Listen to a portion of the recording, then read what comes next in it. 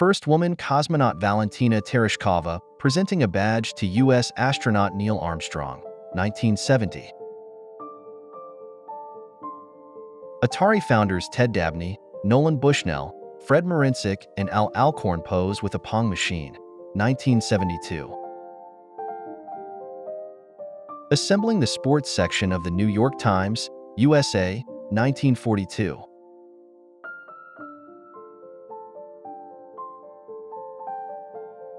Diving suit, 1931.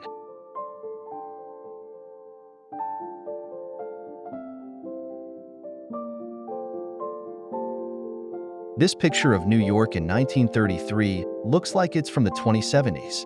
The giant hole in the ground directly across Fifth Avenue is the construction site of the future Rockefeller Center. Alfred Heineken created a bottle that could also function as a brick to build houses in impoverished countries, 1963. U.S. Army audiovisual technician stands at her videotape editing station, 1973. This 1907 British travel advertisement compares Cornwall to Italy.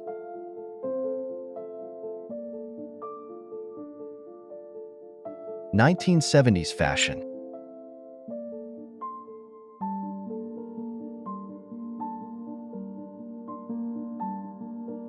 Kids these days don't know the struggle 1990s.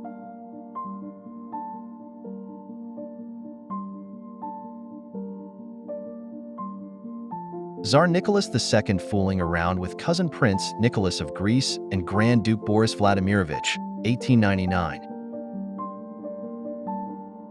This 1936 project was proposed for making the second floor of the Eiffel Tower accessible by car.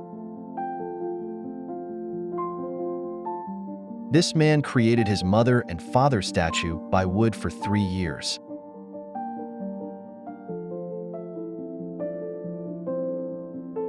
On April 7, 1853, Queen Victoria gave birth to her penultimate child, Prince Leopold, at Buckingham Palace. The birth was the first royal birth to be aided that blessed chloroform, which Queen Victoria described as soothing, quieting, and delightful beyond measure. Mugs from 3.700 years ago, Minoan civilization. Photo by Heraklion Museum, Greece. The boiler room of the RMS Titanic, where stokers, firemen, are shoveling coal into the furnaces to maintain steam pressure for the ship's engines. Working conditions in the boiler room were extremely harsh, with high temperatures, coal dust, and intense labor. Bobby Zimmerman, aka Bob Dylan, in the beginning 1957. Picture taken by fellow camper Marker Albert. Introducing the extraordinary IBM 5110 computing system, under $18,000, 1978. 31M The RMS Olympic arrived in New York City on June 21, 1911, marking the end of its maiden voyage from Southampton, England. This event was highly celebrated as the Olympic was the largest and most luxurious ocean liner of its time. In the 1959 episode 2 of The Twilight Zone, Elizabeth Montgomery delivers a memorable performance in a story that explores themes of isolation and human connection. This episode, written by Rod Serling and directed by Montgomery Pittman, stands out as a notable entry in the series' anthology of eerie and thought-provoking tales. Troops of U.S. 82nd Airborne Division marching behind an M4 Sherman tank in a snowstorm toward German-occupied town of Heeresbach, Belgium, on January 29, 1945. The Age of the Horse and WV of Horses at the Church Hotel, near Cold Harbor at EST 1864. Imagine, 150 years ago, most everybody owned a horse. There were livery stables in every town or community. 76 years together. She is 94 and he is 97. When something is real, it's forever. The ecstasy of jazz. Jazz fans absolutely caught in the moment at a Big J McNeely concert, Los Angeles, 1951. Photo by Bob Willoughby. Traces of Texas reader Aaron Brown submitted this bodacious image of his grandfather, Luther Wade Bowers, who worked for McKee and Sons Fish Market in Fort Worth. This was taken during the Great Depression. JFK eating at the world-famous Alfredo's Trattoria in Rome, Italy, summer of 1963. Charlie Chaplin sold Chaplin Studios in 1953. It went through several owners before CBS purchased it in 1962 to film Perry Mason. Jack Benny and Red Skelton filmed here too. I love this old snapshot because photos from this era are sparse. You can even see Safeway supermarket next door at the Carolina Pines coffee shop and all the pine trees up there above sunset.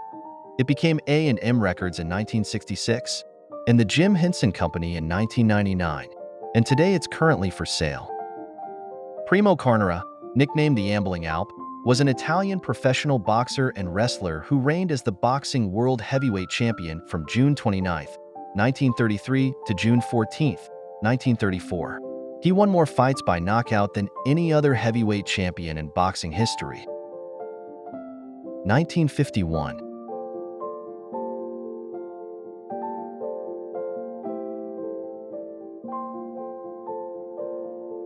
Clark Gable, often referred to as the King of Hollywood, was already a rising star in the early 193 OS, known for his rugged charm and magnetic presence.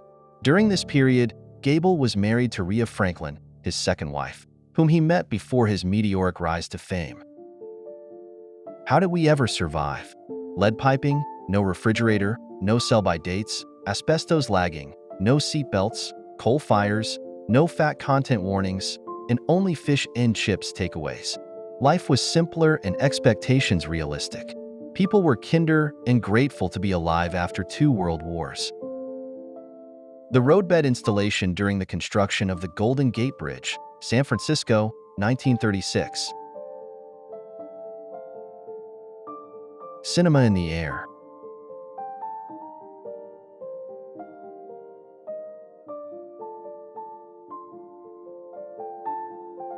"59 years ago, 1965, rare color photo of Mary Tyler Moore from the Dick Van Dyke Show set. Woman talking on a hand crank, oak telephone, 1900s.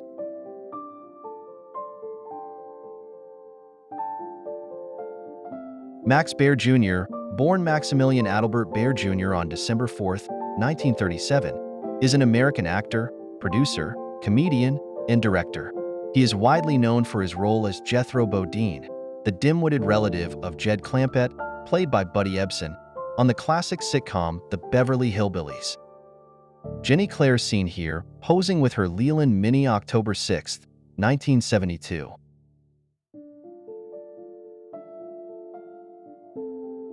Ingrid Bergman and her daughter Pia Lindstrom, 1959.